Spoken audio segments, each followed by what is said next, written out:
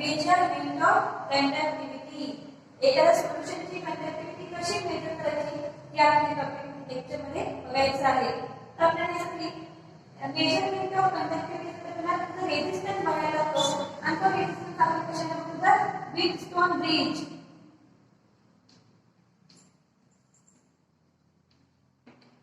तर हे काय आहे तुम्ही फिजिक्स मध्ये बघितलं असेल, नाही बघितलं तर आपण बघायचं आहे. आता हे व्हीटस्टोन ब्रिज म्हणजे काही प्रोग्राममध्ये काही बेसिक टर्म्स माहित पाहिजे. फॉर एक्झाम्पल असं तुमचं माहित आहे पहिला आहे कंडक्टिव्हिटी सेल. ही जर डायग्राम बघितला की कशाचे कंडक्टिव्हिटी सेलचे. त्यामध्ये काय आहे तुमचे ग्लास ट्यूब आहे, त्यामध्ये दोन तुमचे प्लॅटिनमचे प्लेट्स आहेत आणि सोल्युशन आहे. आता काय म्हणजे कंडक्टिव्हिटी सेल म्हणजे काय the glass tube containing two platinum plates coated with thin layer of platinum black. Thin layer of platinum black. आता हे तुमचं प्लॅटिनम ब्लॅक कसं तयार होतं आपला सेकंड पॉइंट आहे. आपण त्याचं काय करायचं इलेक्ट्रोलायसिस. आपण काय करायचं इलेक्ट्रोप्लॅटिनिक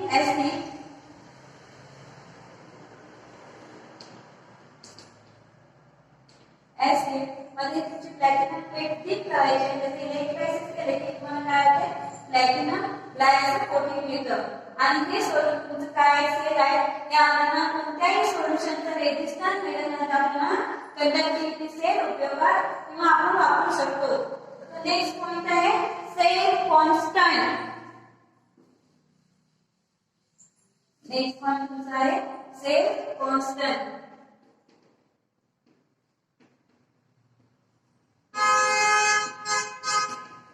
तर सेल कॉन्स्टंट म्हणजे काय तुम्ही बघितलंय कंडक्टिव्हिटी के म्हणजे काय सांगू बघा K is equal to 1 upon R L upon A. बघितलंय G is equal to 1 upon R म्हणजे काय conductivity is equal to 1 upon R L upon A. आता सेल कॉन्स्टंट म्हणजे काय बघा for given cell the ratio of separation L या दोघांच्या length असेल तो L between two electrode divided by area of cross section A. कळलं त्या दोघांच्या लेंथ म्हणजे L आणि हा एरिया ऑफ क्रॉस सेक्शन म्हणजे A म्हणजे is called as the cell constant. म्हणजे काय होणार cell constant is equal to L upon A.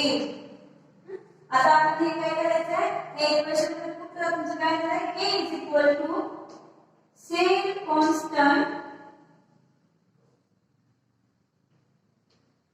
Constant divided by R.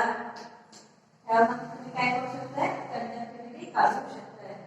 तर सेल कॉन्स्टंट म्हणजे काय या दोघांच्या तुमचे प्लॅटिनम प्लेट्स आहेत दोघांची लेंथ आणि हा area of cross section A म्हणजे काय L upon A आणि आपला K म्हणजे काय 1 upon R L upon A.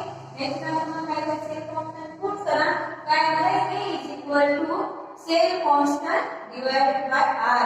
म्हणजे तुम्ही काय करू शकता त्याची कंडक्टिव्हिटी काढू शकता. कारण तुम्हाला दोन पॉइंट्स पहिला पॉइंट काय कंडक्टिव्हिटी सेल म्हणजे काय आणि सेकंड सेल कॉन्स्टंट म्हणजे काय. हे दोन टर्म माहिती आहे की आपल्याला व्हीटस्टोन ब्रिज मध्ये काय आहे हे बघूया. तर नेक्स्ट पॉइंट आहे तुमचा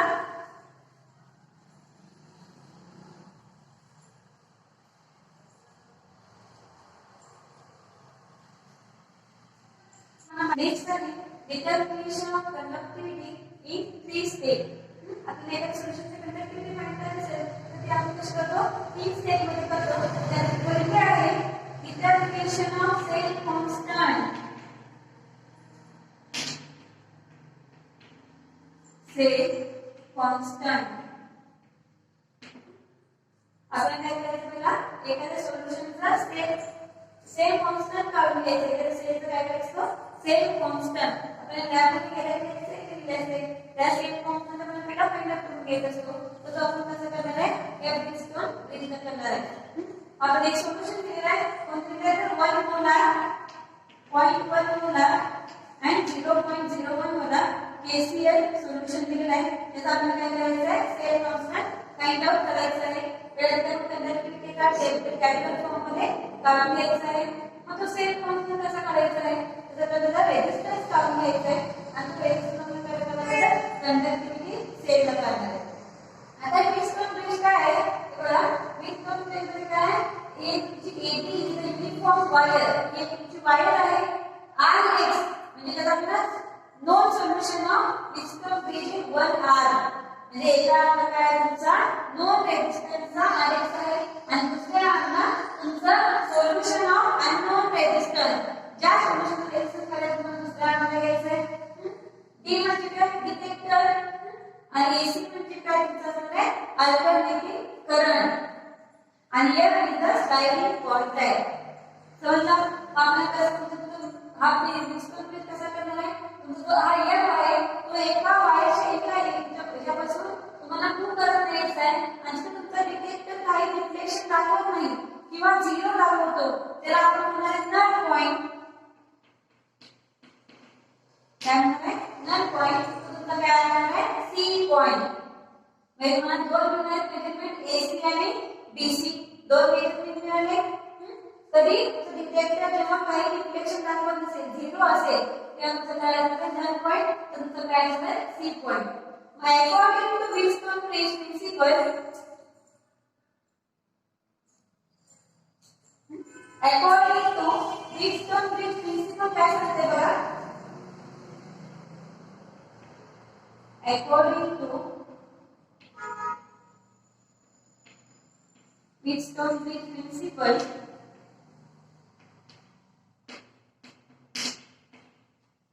काय सांगते बघा काय करायचं आहे R solution divided by length AC is equal to Rx divided by length DC.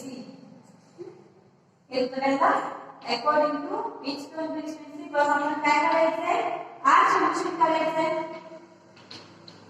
तो आपण फॉर्म्युला काय म्हणणार आहे length AC divided by length BC into Rx हा तुमचा रेजिस्टन्स ऑफ सोल्युशनचा फॉर्म्युला तयार करा आपण लेंथ एसी मेजर करून घ्या लेंथ बीसी माहित आहे तो मेजर करून घ्या आरएक्स तुमचा काय आहे नॉन कॉन्स्टंट सोल्युशन रेजिस्टन्स आहे तुमचा एक्सपेरिमेंट आहे इन तुम्हाला माहित आहे त्यामुळे तुम्ही काय करू शकता आर सोल्युशन किंवा सोल्युशन ऑफ अननोन रेजिस्टर काढू शकता हे तुम्हाला काय तुम्ही काय करणार त्याचा सेल कॉन्स्टंट मग सेल कॉन्स्टंट म्हणजे काय cell constant is equal to conductivity of KCl into R solution. The conductivity of KCl ची स्टँडर्ड असते जी व्हॅल्यू फिक्स असते ती व्हॅल्यू म्हणजे आलेला रेझिस्टन्स मल्टिप्लाय केला की तुम्हाला काय मिळणार आहे सेल कॉन्स्टंट त्याला सेल कॉन्स्टंट कसा करायचा formula conductivity of KCl into resistance of unknown solution किंवा तुमचा KCl सोल्युशनचा रेझिस्टन्स हे तुम्ही मल्टिप्लाय केला तुम्हाला काय मिळणार आहे सेल कॉन्स्टंट आता सेकंड स्टेप आहे determination of conductivity given solution आपल्याला कोणत्या सोल्युशनची कंडक्टिव्हिटी घ्यायची आहे हे तुम्ही काय करायचे सेकंड आहे डिटर्मिनेशन ऑफ कंडक्टिव्हिटी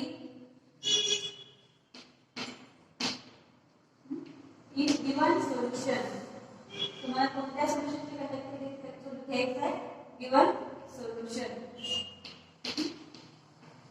हे जास्त स्टँडर्ड आपण सेल कॉन्स्टंट आपण केसीएल वापरला आता आपण कोणत्या सोल्युशनचे घ्यायचे बरोबर एचएल वगैरे असेल कोणतेही तुमचे एक्झाम्पल घ्या या सोल्युशन तुम्हाला काय करायचे कंडक्टिव्हिटी काढायचे ते आपण फक्त काय करणार हे सोल्युशन रिप्लेस करणार आणि तुमचा जो सोल्युशन काढायचं आहे ते सोल्युशन तुम्हाला घ्यायचं आहे तर आपण रेझिस्टन्स फाइंड आउट करणार ते आपण स्टेप फर्स्ट मध्ये केलेला आहे कसा रेझिस्टन्स फाइंड आउट केलेला आहे पहिले जे तुमचा नल पॉइंट असेल नल पॉइंट घ्या तुमचा फॉर्म्युला मध्ये R solution is equal to तुमचं काय length AC divided by length BC into R X हे झालं तुमचं रेझिस्टन्स ऑफ सोल्युशन. हे तुम्ही गिवन सोल्युशन काढून घ्या. त्यामुळे मग फॉर्म्युला काय असणार आहे तुमचा conductivity of given solution is equal to same constant divided by R solution. R solution तुम्ही कसं काढणार? पहिल्या स्टेप प्रमाणे तुम्ही गिवन सोल्युशनचा R रेझिस्टन्सचा सोल्युशन करून घ्या. सेम कॉन्स्टंट तुम्हाला माहिती आहे जे आपण फर्स्ट स्टेप मध्ये काढलेले ते दोन्ही तुम्ही डिवाइड केला तुम्हाला काय मिळणार आहे कंडक्टिव्हिटी ऑफ गिवन सोल्युशन.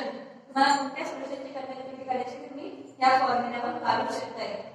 समजलं कसं केलं? ते स्टेप फर्स्ट मध्ये केलेलं आहे. केसीएल तुम्ही गिवन सोल्युशनचा रेझिस्टन्स फाइंड आउट करा आणि तो रेझिस्टन्स आणि सेम कॉन्स्टंट हे तुम्ही व्हॅल्यू डिवाइड केला तुम्हाला काय मिळेल कंडक्टिव्हिटी ऑफ सोल्युशन. आणि थर्ड आहे तो calculation of molar conductivity.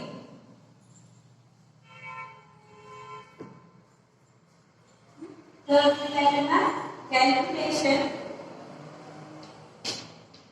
Of molar conductivity.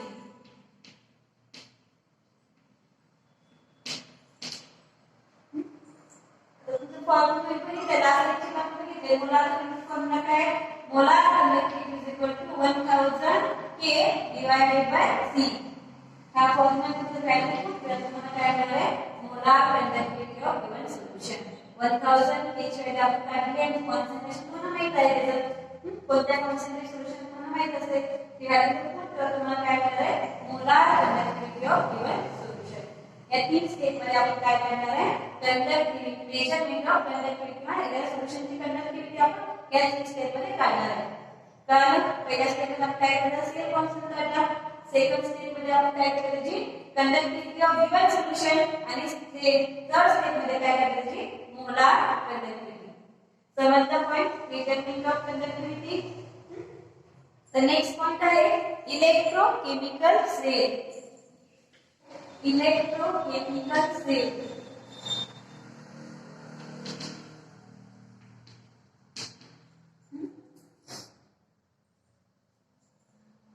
Next point आहे electrochemical sale.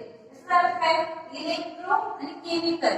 Electrical energy is converted to chemical energy and chemical energy is converted into electrical energy. यामध्ये दोन टाइप्स होतात. The two types of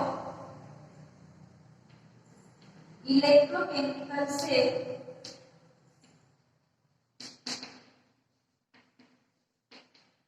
Two types of electrochemical cell. पहिला आहे electrolytic sale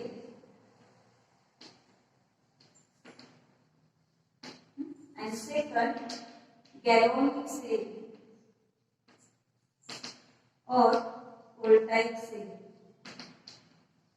यामध्ये दोन types पडतात. एक आहे इलेक्ट्रोलाइटिक सेल आणि दुसरा आहे गॅल्व्हॅनिक और व्होल्टाइक सेल. त्याला पहिली इलेक्ट्रोलाइटिक